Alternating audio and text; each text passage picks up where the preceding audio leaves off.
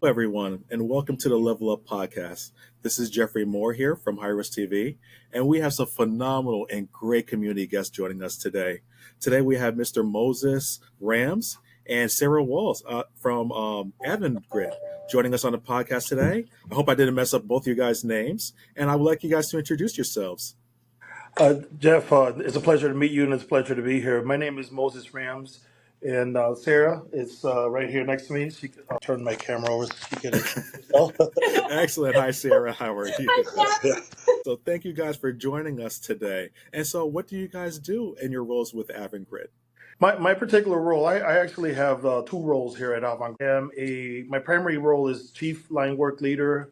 I've been at the UI for 35 years now, which is part of the Excellent. Avangrid company, which is actually part of the Iberdrola group. So I maintain and run about half a dozen line crews, overhead line construction crews. I am also president of our union as well, and I've been actually president for 21 years now at the local. Excellent. Yeah. Awesome. That's great. And so, you've been embedded into this community. Oh, absolutely. I like to tell the story that UI saved my life growing up in Bridgeport. It's kind of what drove us to do what we're doing now. I didn't have a lot of opportunities in front of us, and coming to UI and working here literally changed my life completely to be a positive contributor to our community. So it's definitely I love working here. Excellent. Thank you so much, Mr. Moses. So, let me ask a question. So, what's the actual name of your program? Because I don't want to butcher it online. Yeah, it's called the Trade Internship Program, and it started with us here at United Illuminating, and now it's branched off to some of our sister companies, Southern Connecticut Gas and Connecticut Natural Gas, and also there's several partnerships in Maine and New York where our company also resides, where we're starting Oh, all these excellent. initiatives. Yes. So this is just not relegated to just Connecticut. You guys are branching out to most of the Northeast and also southern United States as well too with this program. Absolutely, and I'm proud to say that it started with us here at UI in Bridgeport and New Haven last year, and it's caught on everywhere else since then. Phenomenal. So I have a question. So have you guys worked with any school systems or workforce programs in order to start with these training opportunities? Yeah, absolutely. So what we did was we thought the natural transition into our field would be from the tech schools. Myself, I went to Bullard Havens in Bridgeport. So we thought that by reaching out to the tech schools, that would be an easy transition for the kids because those particular kids have already identified themselves as people that are going to go into trades, maybe not necessarily college. And that's what we offer here. I know oftentimes you hear you have to go to college to be successful. And we're giving people an alternate path where they can get into a trade, work with their hands and their brains, and make a good living, support their families. So we started with the tech schools last year, Bullard Havens, Eli Whitney, Platt Tech, and Emmett O'Brien. And this year we've expanded it to several of the high schools in our communities. We've visited Wilbur Cross, Hill House, Wow. and I think we're going to Hamden in about a week or so. We still have to expand in Bridgeport. I'm hoping to go to Central High School, Harding, Bassett, and kind of branch out from there. But we're getting an enormous amount of attention from the communities that we're helping out, basically. So why do you offer these opportunities to high schoolers? Like, is it because of exposure or because of, there's another traditional, other than going to the traditional four-year schools? It's a little bit of all of that. In our industry, as I mentioned earlier, a lot of kids are almost steered away from this type of work. It's embedded into their heads that success only comes via college, which we don't knock. We think it's great. As a matter of fact, our company, once you work here, if you want to expand your knowledge, the UI has Avangrid has a reimbursement program for college. So Wow. we don't discourage it, but we also identify alternate plans for you. Okay. So in order to become a line worker, what kind of certifications do you need? Here at UI, we basically rather you know nothing at all whatsoever. And what I mean by that is Blank slate. Yeah. a clean slate. Sometimes if you may think you're getting a really good candidate somewhere because he or she may have worked at another utility, but they also bring their baggage with them too. We have a very strict curriculum where we advocate safety number one and safety number two, and then we start training you. So we want to make sure that we're training you the UI way is what we call it. So we rather a clean slate. As long as you have the mechanical skills and the aptitude, there's a construction aptitude skills test that you have to pass. You have to be in some type of physical endurance shape. Obviously, drug testing, background check, all of that. But that's the easy stuff, I like to say. For me, I think my one thing what scare me off is I'm afraid of heights. Although Ah. I'm a 6'5" guy, I'm a pretty tall guy. Heights might be a little bit of a cutoff for me. But of course, you guys work with power lines as well too. Do you guys also have equipment to reach those extraordinary levels? Yeah, absolutely, we do. If you were to read our job description, any normal person would say, "Why in the world would I want to do that type of work?" Because it's we're handling voltages up to 13,000 volts in our hands, and that requires an extensive amount of training, anywhere between 4 to 5 years to become a journeyman status. And we have all the PPE in the world that we can need: hard hats, glasses, rubber sleeves, rubber gloves, state of the art equipment for climbing. That's the first task that you learn is how to climb the Absolutely. poles, because not every pole you have access to with a bucket truck. So that's how we kind of started off our apprenticeships, by learning how to climb and work safely off the pole. And then later on, we introduced the buckets, and then that's significantly easier than having to climb the pole. But you have to be able to do both throughout your entire career. I see at Avangrid, safety is key, especially when you're working with that many voltage. And so, what are some of the other benefits of working with Avangrid compared to like some of the other power companies? Well, I've been here 35 years, so I kind of don't know much about the other utilities, but I do know that. Fair enough. Yeah, I do Fair know enough. that here our pay is competitive. Everything is comparable to the market, which is where you want to be. Not above and not below, but at market. Fair compensation, health plan, dental, everything, 401k, everything that you would want to live a comfortable life. That's probably the benefits from here. So, do you guys also offer, of course, tuition reimbursement? Like, if a young person comes to you guys at 20, 21 years old and become a line worker, you guys could help them go back to school as well, too.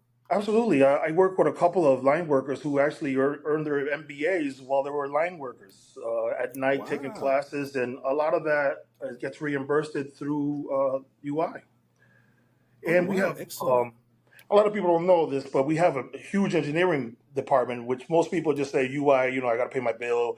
The meter reader comes, the lineman fix the wire, but we have an entire support system behind us that does an enormous amount of work, including engineering. And a lot of our programs are difficult to fill in engineering as well. And we're trying to entice people to come and say, hey, come work, learn, and go to school at the same time. So you can get an engineering degree while you're actually still working. Great, because one of the big things that individuals come that are looking for entry level positions, they're looking to scale their careers and advancement. And so you guys have career investment opportunities. Do you guys also offer leadership training as well too? Oh, absolutely. Especially with people that are entering the leadership roles. Not so much entry level, but myself, we went through leadership training because I've run several crews and I'm a crew lead. You are taught about how to help other people you're responsible for being successful, which is how we define leadership here. You make sure that everyone you're responsible for succeeds. And that means going home safe every day and learning the job as well as you can, giving you all the tools and equipment training that you need to be successful. That's what we're tasked with. It. That's how we define leadership here.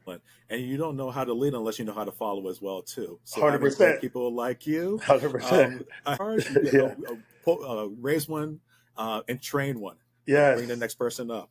Yes. So when our apprentices, their first day, they're going to hear me say, "Keep your mouth shut, your ears open, just listen, and then respectfully ask questions afterwards." But that's key: learning how to follow and then learn how to. Because a majority of individuals, especially in low income areas, they're more used to working with their hands than working with their minds. And with working with Avangrid, you actually have the best of both. You'd be Yes, able to use critical thinking on the job while you're utilizing your physical talents. absolutely. So imagine a scenario where someone unfortunately crashes into a utility pole, and you have wires all throughout the pole. Now imagine if we arrive there and the pole is now upside down. Hmm. It's almost hard to imagine, but it happens so often that someone crashes to a pole. So now your physical attributes come in, but also your mental. You have to now understand what are the next steps to identify all of the hazards. I mean, literally, the pole is upside down. and you have to do everything you can to perform the job safely. So there's a combination of mind and body. So, how many individuals actually work with as a line worker? How many As line individuals work worker, we underneath have your? about 110 line workers that are overhead line workers, but we also have an entire underground system with an additional 30 to 40 individuals there. We have substations with another 30 to 40 individuals there. So it's a collective group, not just line workers. It's actually a collective group of people that deliver electricity, deliver energy from one point to the other safely. So, with so many individuals working on your docket, where are you guys like located? Where's your territory? Our territory consists of mainly the New Haven regional area and Bridgeport regional area. Our headquarters are in Oh, Orange, kind of like centrally located. We service 17 towns in Connecticut, all in that same geographic area. and so that leads to my next question. So, what are some of the challenges that Avangrid has when it comes to finding quality program? The challenges are the combination of the mental and the physical. We have some very sharp people that can pass an SAT test, a CAS test, maybe graduate with a 4.0, but can't climb a pole. So Right. it's a unique combination of having the ability to work with both. This is why the text Unfortunately, listeners, that sounds like me. Unfortunately, listeners, that sounds like me. and this is why we kind of lean towards the tech schools because that's already they're already mechanically inclined to turn wrenches and work with tools. But that is the difficulty. The difficulty remains that exposure. And so what we've learned going to, especially in underserved communities, when we're going to New Haven and Richmond, a lot of kids look at us kind of funny. Like there's a trust issue there immediately, and they're wondering Mhm. what's the catch. So if college is not for me and you're offering me something else, what's the catch? Is what they always look at you like. And we kind of just encourage them that there are other avenues to take, and that is the most benefit that we have. Oh, phenomenal. And so, what does a day of a line worker look like? Well, it's interesting because when we do these school visits, initially with the program, we'll call the teachers or the heads of the department, and we'll pick either the coldest day of the year, or if it's raining or if it's snowing, and the principal will call and say, "Hey, are you guys still coming today? It's kind of bad." I was like, "We want it to be bad," Mhm. and that is a difficult day sometimes where you're exposed to severe temperatures, either hot or cold, and it's almost like a litmus test for the kids. If you hate it out here today, then this job is not for you. We keep it 100% real with these kids. We're not hiding anything, but a day in the life of a line worker on a day like today, beautiful, it's lovely. But there are a lot of storms, bad weather, lightning, ice is terrifying to work in. But those are the conditions that we have to work in at times. You come in the morning, you load your material, you get all your paperwork, and you drive out to the job, you prepare your work site, you do your work as safely and as efficiently as you can, and that's your day. And it could go from dead to fast paced, depending on what would happen locally or regionally. A I like hundred to put percent. into a plug with what you guys have done on Wednesday um, in the Trumbull, Stratford, and Bridgeport area with the power outage that happened.